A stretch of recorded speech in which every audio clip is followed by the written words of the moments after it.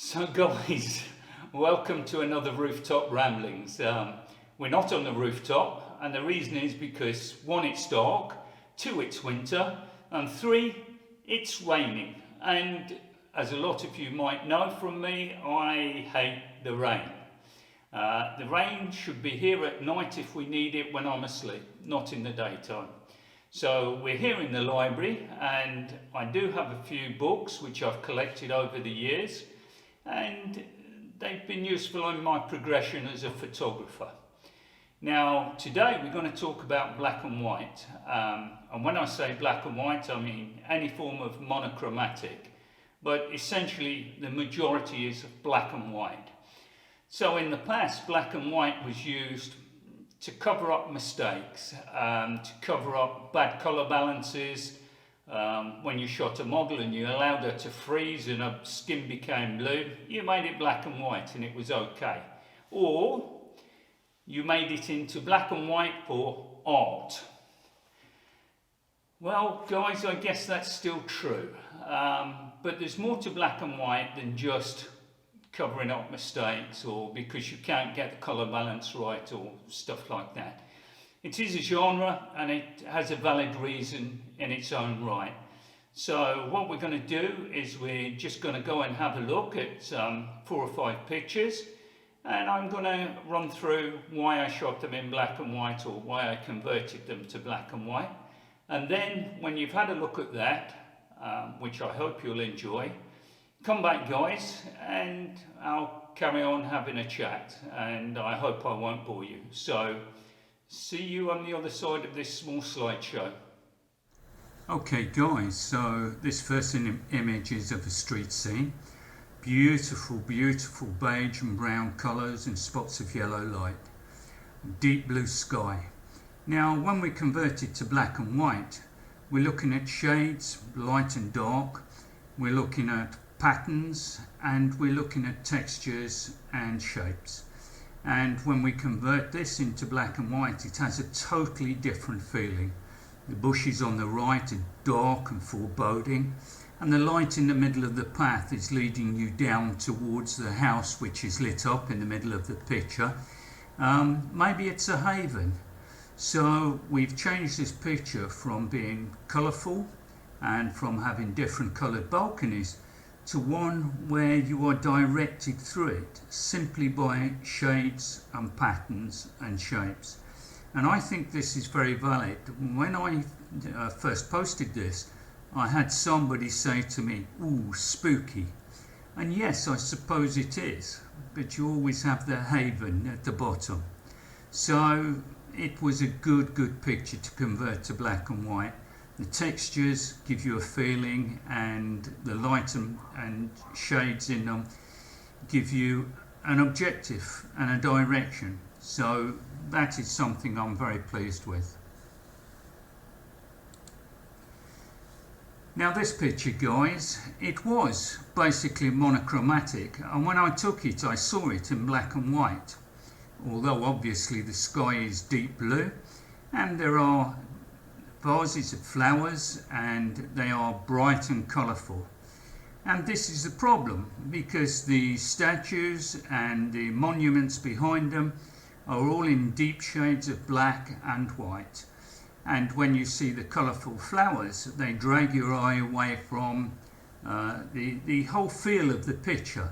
So if you look at it, because the Christ figure in the left and foreground is so bright, it is a focus. Now had I left it in colour, those vases of flowers would have dragged your eye away, and you would have been in a position of looking at the image and not really knowing where to go, and the message I think would be lost. So that's why I think this one is a good example of the black and white. And I also think that in this instance, if you look at the textures and the feel of it, the clouds seem to be pointing to the main figure, which is standing above the tombstone. So this is an example of what I think is a good black and white. Now we go to this picture, the next one, and this picture was monochromatic except for the flesh on the hands. And again, it is one, when I saw it, I always saw it as black and white. You look at the textures of the hand, and you look at the half-focused figure of the Buddha on the left, and the hand with the aggressive rings, the skull rings, and the weather-beaten hands.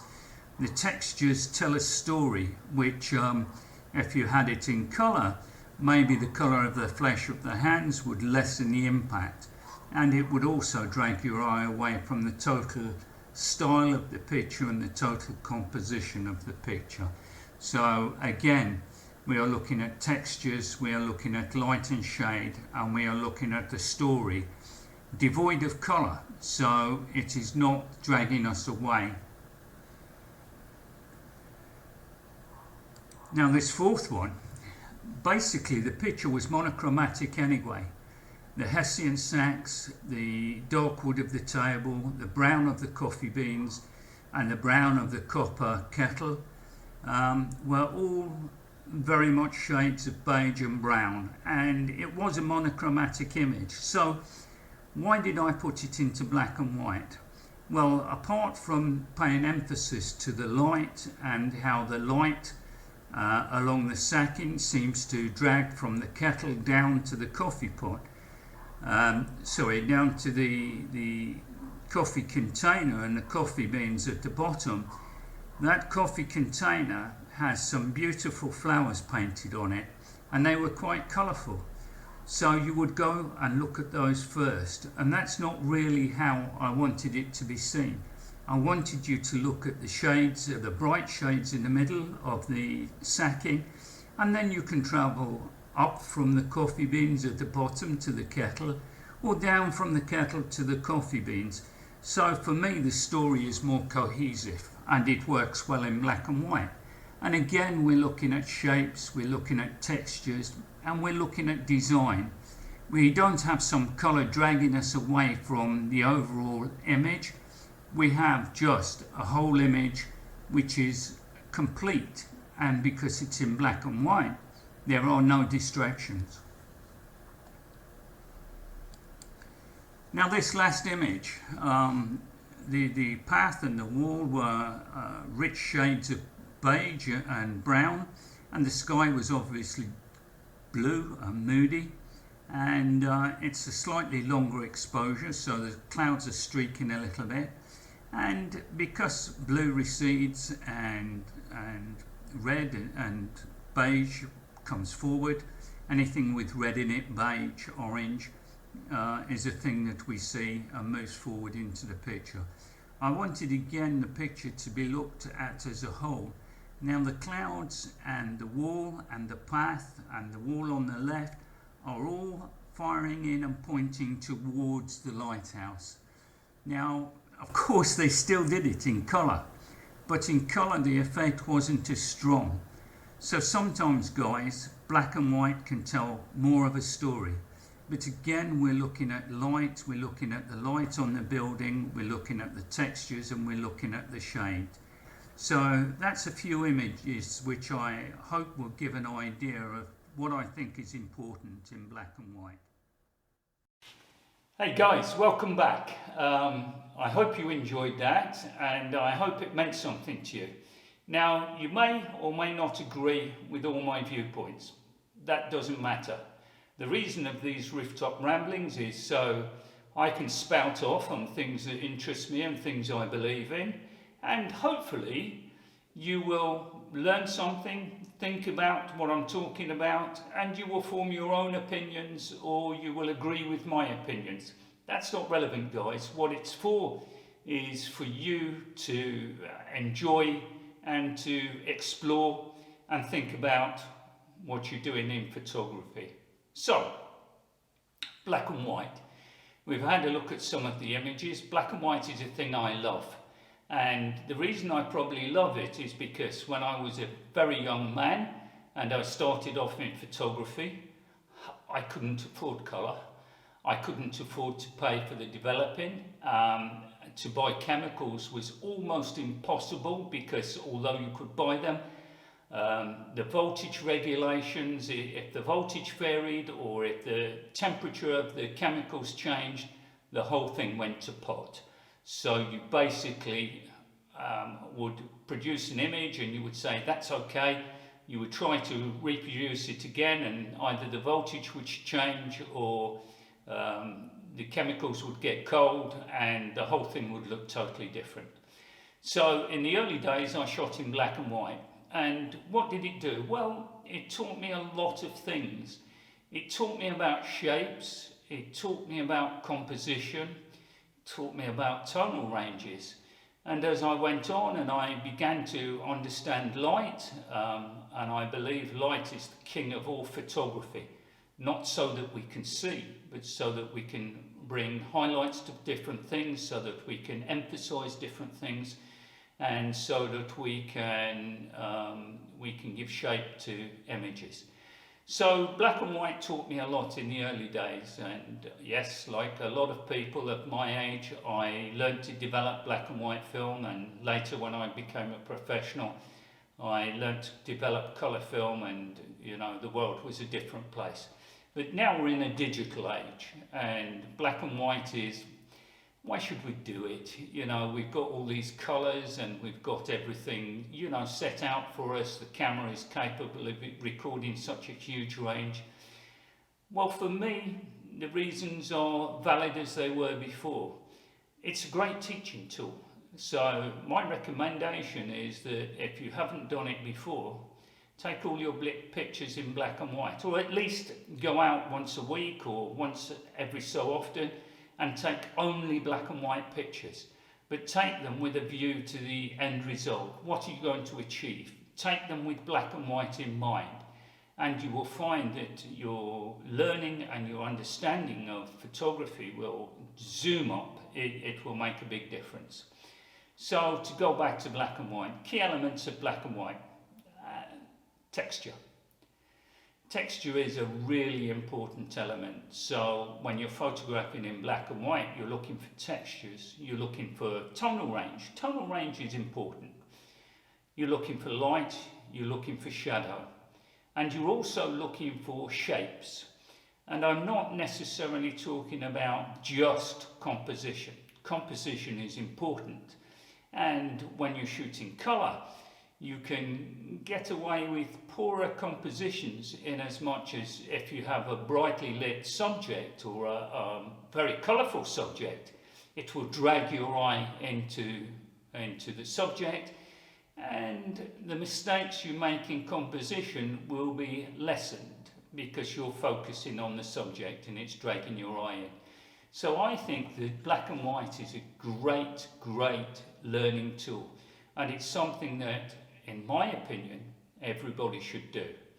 Now, you may disagree, and that's fine, but just try it. Guys, shoot in black and white once a week, or shoot a project of certain things in black and white, and see if you can test your composition abilities, your light abilities, your seeing of light, your seeing of tones and textures. For instance, I learned very, very early on when I was shooting that if I wore a blue shirt, a little bit darker than I have on today, against a red wall, you couldn't see the difference between the shirt and the wall, because the tonal ranges are very similar and the reflective indexes are very similar. So you begin to learn a lot more about textures, tonal ranges, of course lighting, and of course you learn about composition. And I think it's very valid. So what else about black and white? Well, as you've seen from the pictures, there's a picture, the first one of the street scene. These pictures I haven't shown you in colour because I don't want you to judge and say, no, I like them in colour, I prefer them in colour. I want you to judge them only in black and white. They are in colour, obviously, because we're shooting digitally. And even if you set your camera to black and white, the raw files are in colour. It's only the JPEGs that you view on the back of your camera, and if you save as JPEGs, are in black and white. But if you do this and you actually run a project and you do black and white only, I think that you will find a great benefit. I think you will learn a lot about you, about your composition and about your technique. So, why do I shoot black and white? I think, to go back to what I was going to say before I get sidetracked, I get sidetracked a lot, guys, but before I got sidetracked, in the first image, that image is a sandstone brown street with flagstones. It has a deep blue sky and the lights on in the windows are bright yellow. And when you look at it as a colourful image, it has a lot different effect as a black and white. Suddenly the image tells a whole different story, and it's an equally valid one. You know, as I said in the slideshow, somebody said to me, it's spooky. And is it spooky? Well, that's down to you guys and your personality and what you feel. Me, I love the shadows. I walk through the shadows like it was daylight, like it was a place that I belong. And I guess in some ways I do. But the story and the meaning of a picture can alter dramatically when you shoot in black and white. So you should try it, guys. That's my belief. Should every picture be in black and white? Absolutely not. You know, certain pictures you can convert to black and white and they look awful. There is just no story. It relies on the colour, it relies on the different lighting and the colour of that lighting to create a mood. So in many cases black and white won't work.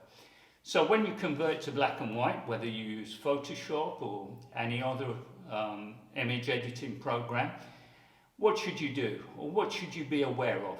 Well, your editing is down to your feeling, guys. You know, whether you want it gritty or whether you want it strong, whether you want it weaker, whether you want it softer. But generally, black and white images, the more powerful ones, tend to have much higher contrast. If you have a colour image, you can rely on the colour to maintain your interest and impact. But in black and white, you're relying on shades of light and grey and white, and generally stronger images in black and white tend to be more contrasty. That's not always the case. You can still set mood by having a pastel shade of grey as a landscape, and it will have a soft mood. But when you're photographing street scenes and different things like that, and even for me, landscapes, or like the street scene that you saw, a much stronger contrast range gives you more to bite into. It gives the image a certain grit and a certain feeling which you can get into. So my opinion and my advice is, if you're going to do black and white, look to try to create something that you know is going to be black and white. Now, very often when I go out and shoot, if I'm shooting my night street scenes, which will be very many more of in my YouTube channel, guys, the ones you're watching now, tend to be in colour. And even if I sometimes convert them to black and white, it's for a second viewpoint and a second image. The pictures are always shot in colour. But my advice and my thinking is that sometimes I go out to shoot black and white. Sometimes I just go out to shoot and I take my camera and have it on my hip or around my neck, and I pick the camera up.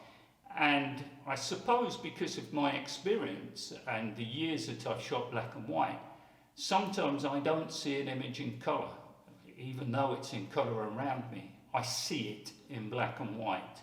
And for me, the picture is always going to be black and white, like the picture of the hand and the picture of the gravestones and the graveyard that you saw in the little show that I put on. Now, the grave image, would it work in colour? For me, absolutely not. It is, and I have it in colour obviously, but it is a quarter of the picture. You have all of these bright flowers, you have bright photographs on the gravestones. The gravestones are predominantly black granite, the statues are white, we have white clouds, and your eye is popping around from one different point of colour to another. Whereas in the black and white, it seems to me more cohesive and a stronger image. So there is a reason to shoot black and white instead of colour. It's not just for mistakes.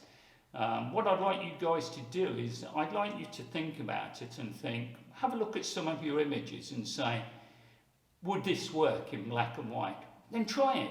You know, it costs you very little in this digital age to just try it.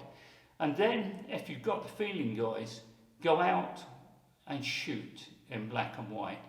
Try to imagine what the different tonal ranges will be, and you'd be surprised at how much you learn about tonal ranges, about colour, and about the impact of colour. And certainly you will look to strengthen your composition, because you won't be relying on bright colours to drag you into the picture where you want to be. That's it, guys. It's a simple thing. Now, I, as you know, have said I love black and white. Do I love colour? Absolutely. It's another aspect of photography for me.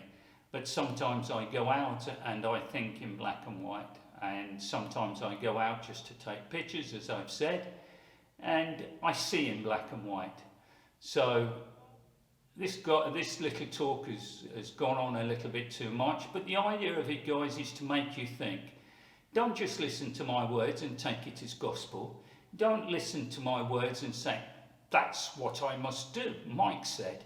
You know, it doesn't matter what I said. This is to make you think. This is to make you decide. This is to make you explore something which maybe you wouldn't have explored before. So enjoy it, guys. Take it for what it's worth. You know, this is not the gospel according to Mike, but it is something that should make you think. I hope you enjoy it. If you do, please give me a big thumbs up. Please, if you're not already done so, subscribe. It helps me keep this channel going and keep it alive. I don't get paid for any of it. I don't have subscription rates from YouTube. I don't have affiliate links. I don't have enough followers for that. One day maybe I will, but I am doing this because this is my way of passing my thoughts and my experience on to you. Take it for what it's worth. If you don't like it, don't do anything. Don't tell anybody, you know, because you'll put somebody off, and maybe somebody will get some interest out of this and enjoy it. So listen, guys, until next time, and the next time is probably going to be a light painting street scene. I've got this thing about light painting. It's a little bit when we moved to digital photography. When we started having computers in photography, all my dreams came true, because I was never the best darkroom printer. There were always better people than me, but now with digital I can compete with a lot of people. So for me, light painting is, it's exciting, guys. So the next video is probably going to be a light painting one. But I hope that these little talks give you something to think about, and they're in between videos for the YouTube channel. As I said before, if you're not already subscribed, please subscribe, please like. If you dislike, well, okay, you can put a thumbs down, or you can tell me in the comments. Interact. You know, guys, what I want you to do is interact, because you make me think and you make me apply myself to passing on what I know in a more coherent and helpful form. So guys, listen until the next time, whether it be Rooftop Ramblings or whether it be the normal video, light painting, or whether it be studio shoot. Take care, go out, stay safe, and take lots of awesome pictures, and have a think of me when you're doing them, and maybe try a few things. So guys, Thank you so much for watching. Thank you for being part of this channel. Thank you for being out there, watching with me and taking your time to support me in my channel. So thanks guys, take care, and I'll see you in the next video.